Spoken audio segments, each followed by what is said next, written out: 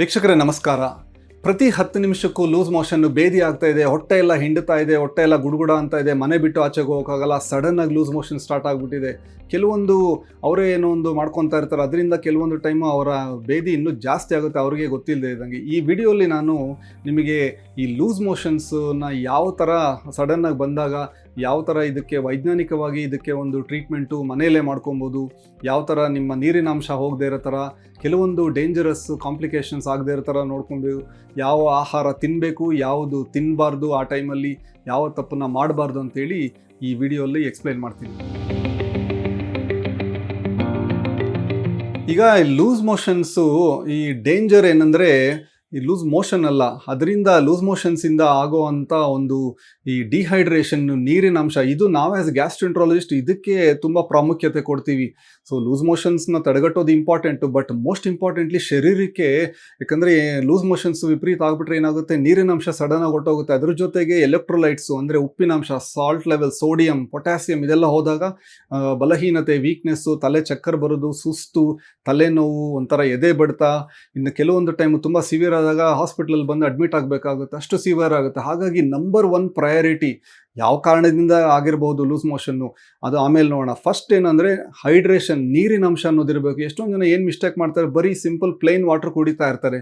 ನೀರು of course important ನಮಗೆ, but severe ಆಗಿ ಲೂಸ್ ಮೋಷನ್ಸ್, ಡಯರಿ ಆಗ್ತಾ ಇದ್ದಾಗ ಎಲೆಕ್ಟ್ರೋಲೈಟು ಲಾಸ್ ಆಗ್ತಾ ಇರುತ್ತೆ, ಈ ಉಪ್ಪಿನಂಶ. ಸೊ ಬರೀ ನೀರು ತಗೊಳ್ಳೋದ್ರಿಂದ ನಿಮ್ಮ ಬಾಡಿಗೆ ಬೇಕಾಗಿರೋವಂಥ ನ್ಯೂಟ್ರಿಯೆಂಟ್ಸು ಸಿಗೋದಿಲ್ಲ.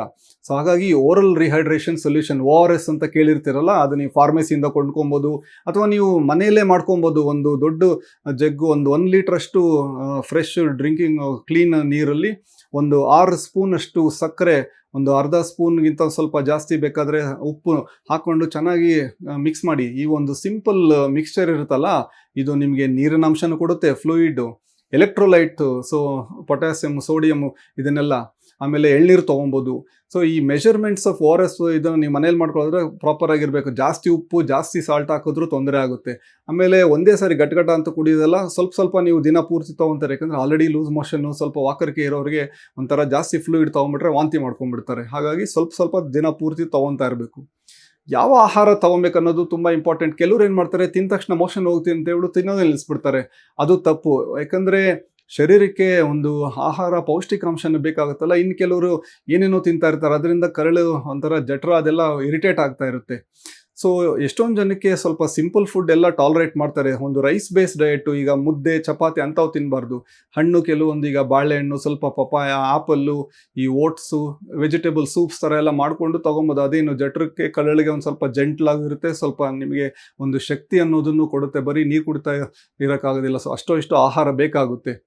ಕೆಲವೊಂದು ಆಹಾರಗಳು ಈ ಲೂಸ್ ಮೋಷನ್ನು, ಬೇದಿ ಇಂಥವೆಲ್ಲ ಆಗ್ತಾ ಇದ್ದಾಗ ತೊಗೊಂಡ್ರೆ ಈ heavy items, fried items, ಉದ್ದಿನೊಡೆ, kesari bath, ಇಂಥವು ಯಾವುದು ಪೂರಿ, ಗ್ರೀಸಿ ಫುಡ್ಸು ಅಥವಾ ತುಂಬ ಖಾರ ಇರೋವು ಇನ್ನೂ ಸ್ವಲ್ಪ ಸಮಸ್ಯೆನ ಜಾಸ್ತಿ ಮಾಡುತ್ತೆ.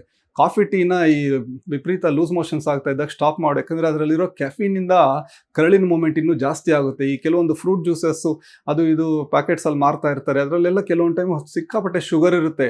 ಅದರಿಂದ ಏನಾಗುತ್ತೆ, ಅಡಿಷ್ನಲ್ ನೀರನ್ನ ಕರಳಿಗೆ ಪುಲ್ ಮಾಡುತ್ತೆ, ಅದರಿಂದ ಇನ್ನೂ ಲೂಸ್ ಮೋಷನ್ಸ್ ಜಾಸ್ತಿ ಆಗುತ್ತೆ. ಸೊ ಸಕ್ಕರೆ ಅಂಶ ಅನ್ನೋದು ಈ ಸಾಫ್ಟ್ ಡ್ರಿಂಕ್ಸು ಅಥವಾ ಈ ಪ್ಯಾಕೆಟ್ ಜ್ಯೂಸಸ್ ಎಲ್ಲ ಅವಾಯ್ಡ್ ಮಾಡಿ. ಕೆಲವೊಂದು ಡೈರಿ ಪ್ರಾಡಕ್ಟ್ಸ್ ಇರುತ್ತಲ್ಲ, ಎಷ್ಟೊಂದು ಜನ ಏನು ಅನ್ಕೊತಾರೆ, ಅವ್ರಿಗೆ ಮಜ್ಜಿಗೆ ಮೊಸರು ಜಾಸ್ತಿ ತಿನ್ನಬೇಕು ಇಂಥ ಟೈಮಲ್ಲಿ.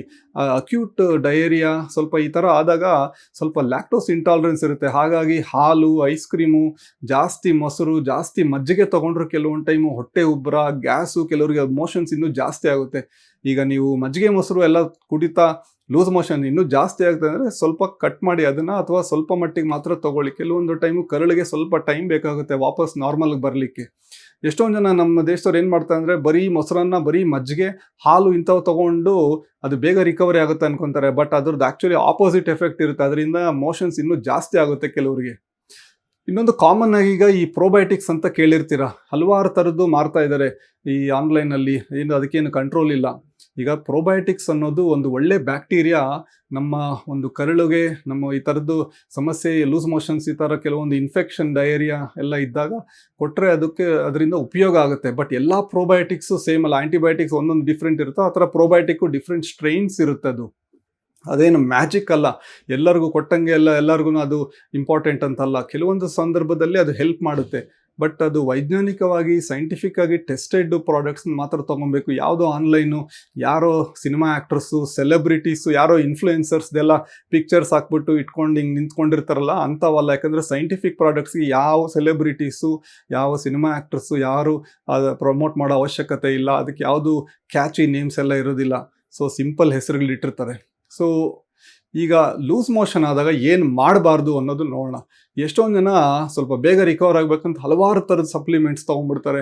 ಯಾವ್ಯಾವುದೋ ಹರ್ಬಲ್ ಮಿಕ್ಸ್ಚರ್ಸು, ಯಾವ್ಯಾವುದೋ online remedies, online probiotics, antibiotics ಅವರೇ ಡಾಕ್ಟ್ರ್ ಕೊಡದೆ ಹೋದ್ರೂ ತೊಗೊಳ್ಳೋದು.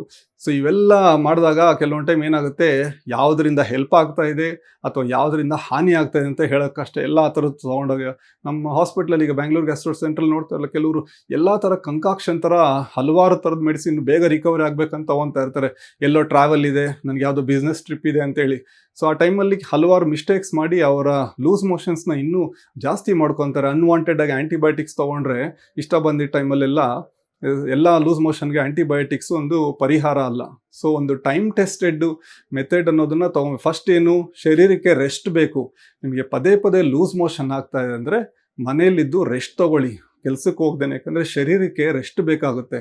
ಅದಕ್ಕೆ ನೀವು ರೆಸ್ಟ್ ಕೊಟ್ಟರೆ ರಿಕವರಿನೂ ಬೇಗ ಆಗುತ್ತೆ. ಇನ್ನೊಂದು ಮೋಸ್ಟ್ ಇಂಪಾರ್ಟೆಂಟು ನೀರಿನ ಅಂಶ, ಅಪ್ರೋಪ್ರಿಯೇಟ್ ನ್ಯೂಟ್ರಿಷನ್ನು. ಸ್ವಲ್ಪ ನಿಮಗೆ ಎಲ್ಲ ಥರದ್ದು ಸ್ವಲ್ಪ simple food, rice based diet, ಕೆಲವೊಂದು ಸೂಪ್ಸು ಎಲ್ಲ ಮನೇಲಿ ಮಾಡ್ಕೊಂಡಿರೋದು ಈಸಿಗೆ ಡೈಜೆಸ್ಟ್ ಆಗೋವಂಥ ಫುಡ್ಸ್ ತೊಗೊಬೋದು. ಆಮೇಲೆ ಸಿಮ್ಟಮ್ಸ್ ಯಾವ ಥರ ಇದೆ, ರೋಗ ಲಕ್ಷಣ ಜಾಸ್ತಿ ಆಗ್ತಾ ಇದೆಯಾ ಅದನ್ನು ನೋಡಿ. ಎಷ್ಟೊಂದು ಸರಿ ಇಂಥ ಸಿಂಪಲ್ ಇದು ಮಾಡ್ಕೊಂಡಾಗ ಅದೇ ಸಾಲ್ವ್ ಆಗ್ತದೆ. ಯಾಕಂದರೆ ಇದೆಲ್ಲ ವೈರಲ್ ಇನ್ಫೆಕ್ಷನ್ಸ್, ಆ ಥರ ಗ್ಯಾಸ್ಟ್ರೋಎಂಟರೈಟಿಸ್ ಅಂತೀವಿ ನಾವು. ಸೊ ಕೆಲವು ಟೈಮ್ ಈಗ ಈ ಕೆಮ್ಮು, ನೆಗಡಿ, ಶೀತ ಇವೆಲ್ಲ ಬರುತ್ತಲ್ಲ ವೈರಲ್ಲು, ಅದೇ ಥರನೇ ಇದನ್ನು ಅದರ ಪಾಡಿಗೆ ಅದೇ ಹೋಗ್ತಾ ಇರುತ್ತೆ.